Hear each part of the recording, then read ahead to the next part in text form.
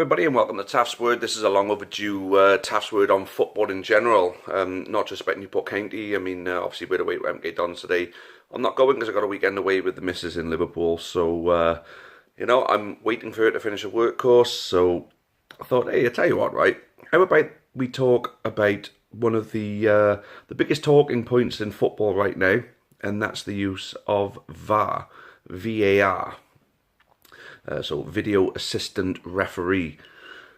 I've always been an advocate for it, technology in football, because there are so many poor decisions being high profile poor decisions being made, that something is always needed doing, because for me football is such an important game for people. I mean, people put their life and soul into their football clubs, and if their football club, as we say, misses out on a deserved achievement or suffer an undeserved setback, like a relegation, we're going to get onto that point shortly, but if a team misses out on winning a title or a final or a cup semi-final or a cup quarter-final on the back of a poor refereeing display, everyone's going to kick off, on that team that's missed out.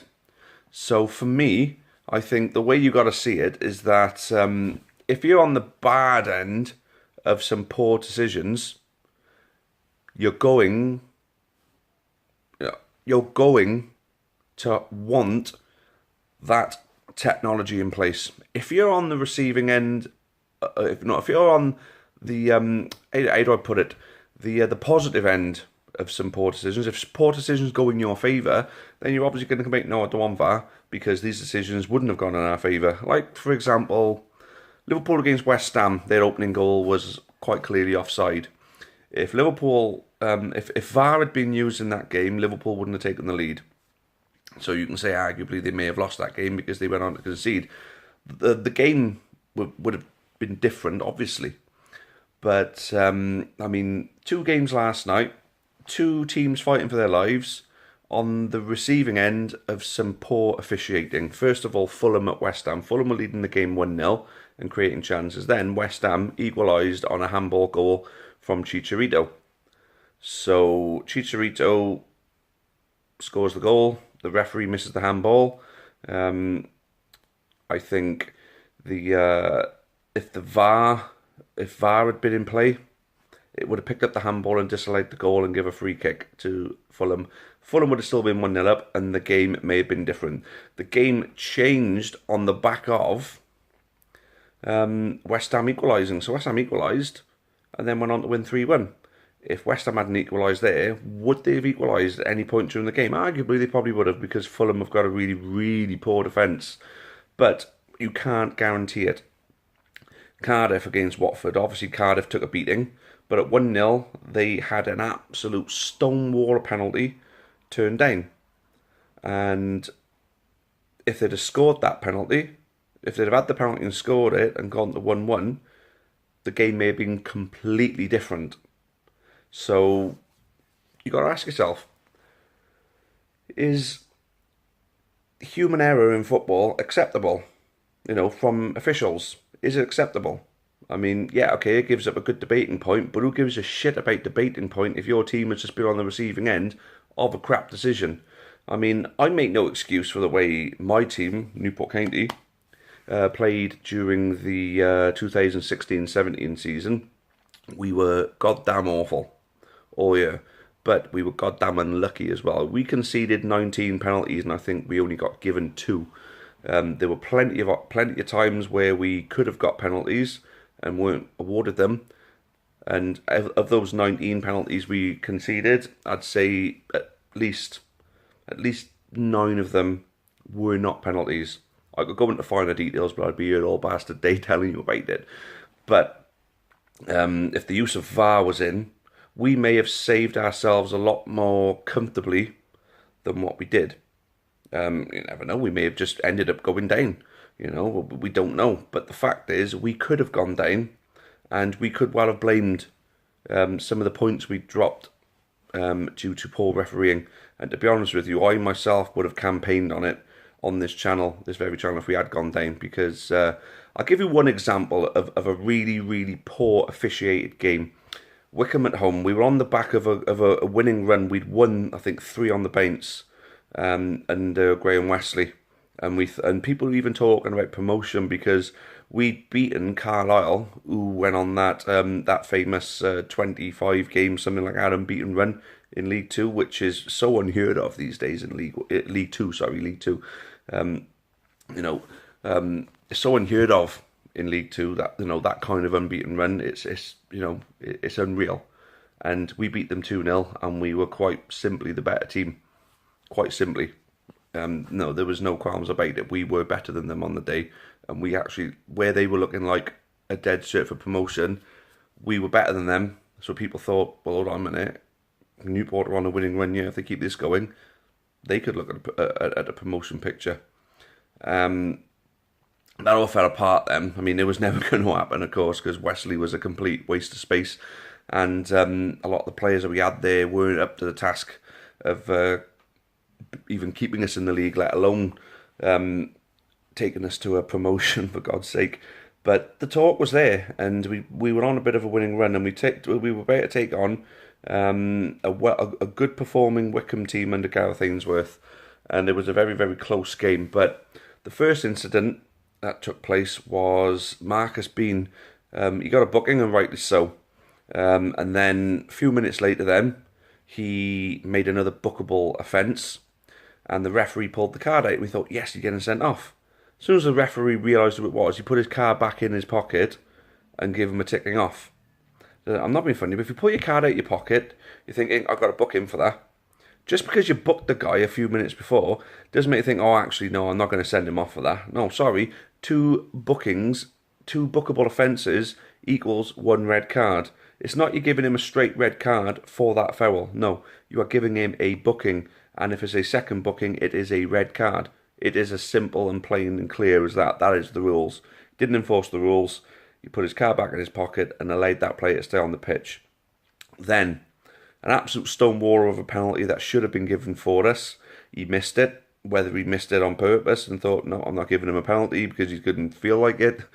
Obviously, if he's a referee with any ounce of integrity about him, obviously he's going to give the penalty if the penalty should stand. But didn't give the penalty. Yeah, okay, you get some, you miss a few.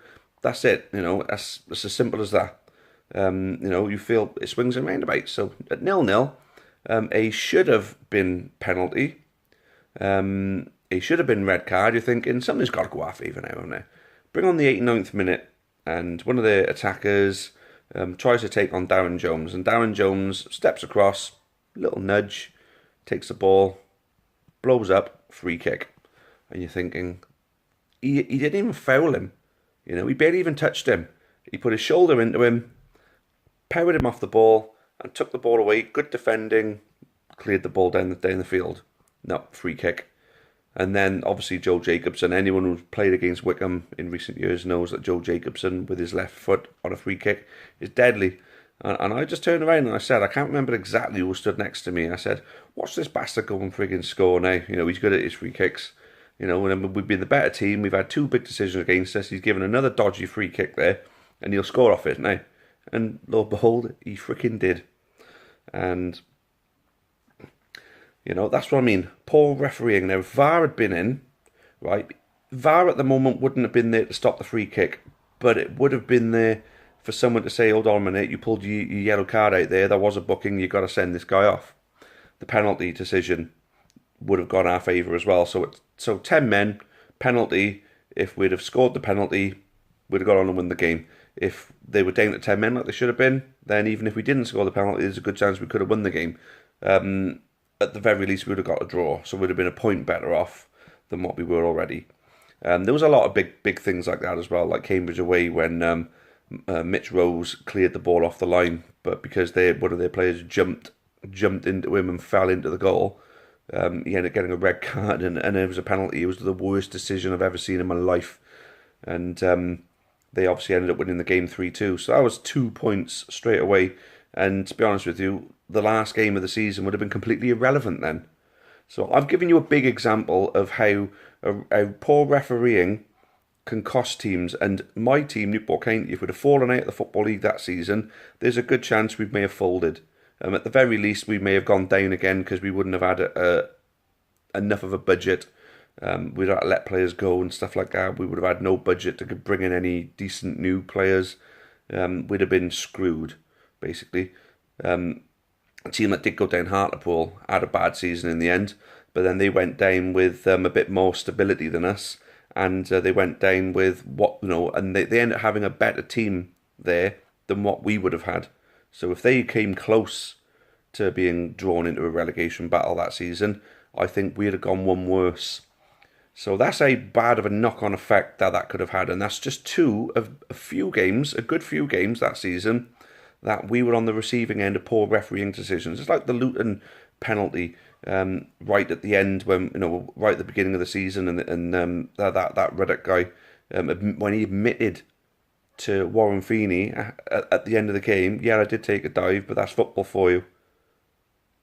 He admitted that he took a dive, and if VAR had been in, then they would have seen that it was a dive, and then it would have reversed the referee's penalty decision, given a free kick to us and a yellow card to him for diving. Simple as that. So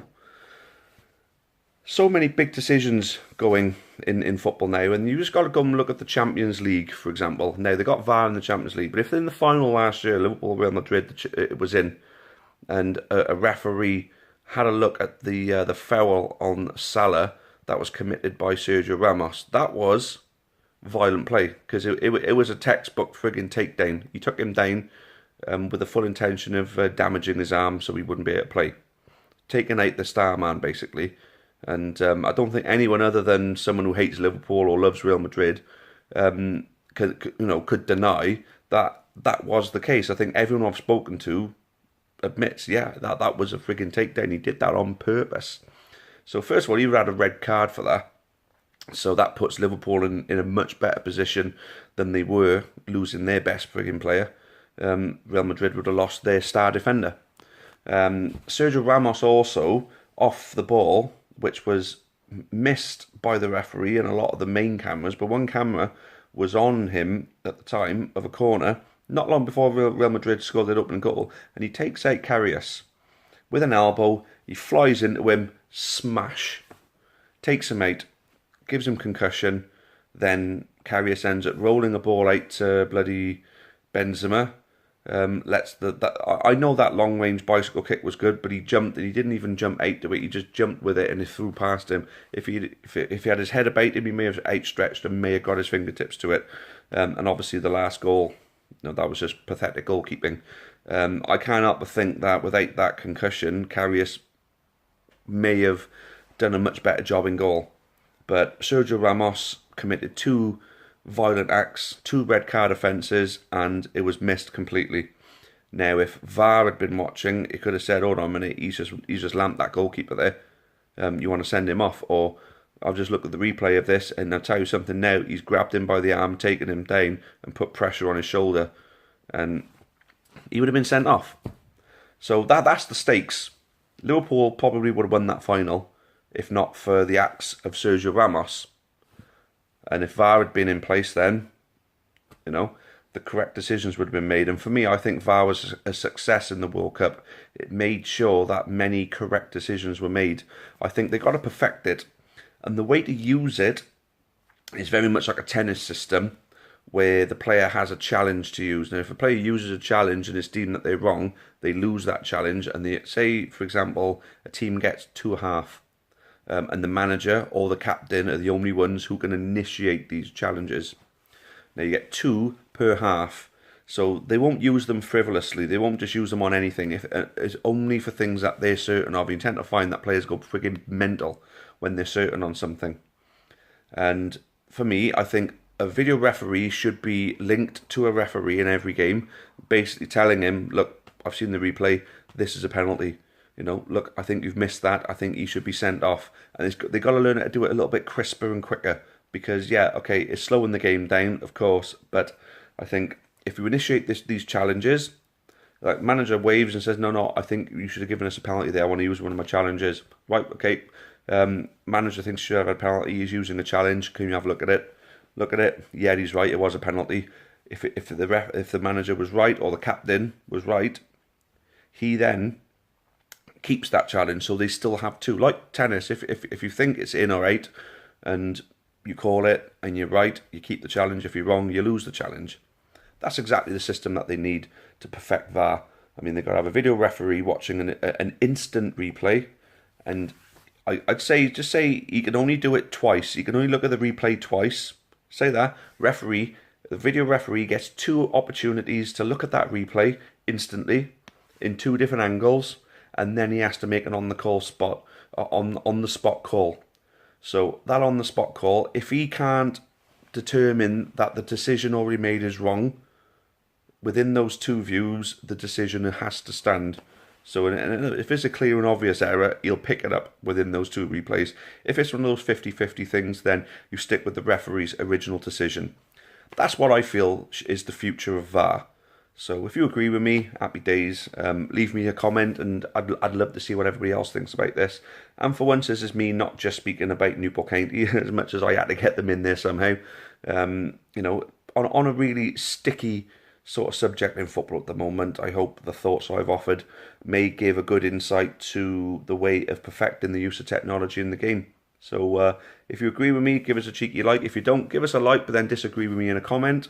But if you don't subscribe already, I'd love it if you can click that red button for us. Happy days. Thank you all. And whoever you're playing this week, I wish you luck. And obviously not to MK Dons. And for those who know me, obviously not to Forest Green Rovers. Especially for the fact that I bet against you on my accumulator. So you vegan bastards better lose. All right, thank you very much, everybody. Cheers. Cheerio for now. And as always, up the County. Many thanks for watching the latest content on the Amber Army channel. Please make sure you leave us a like. Make sure you subscribe for more content, both for the neutral football fan and also plenty of Newport County. Even more Newport County content can be found on the club's iFollow channel on the link above. It is just £4.49 per month to subscribe to that service. And those of you feeling extra generous can also support us on Patreon on the link at the bottom there. That would be a monthly donation of your choice. Thank you again. Make sure you've subscribed, and as always, up the County.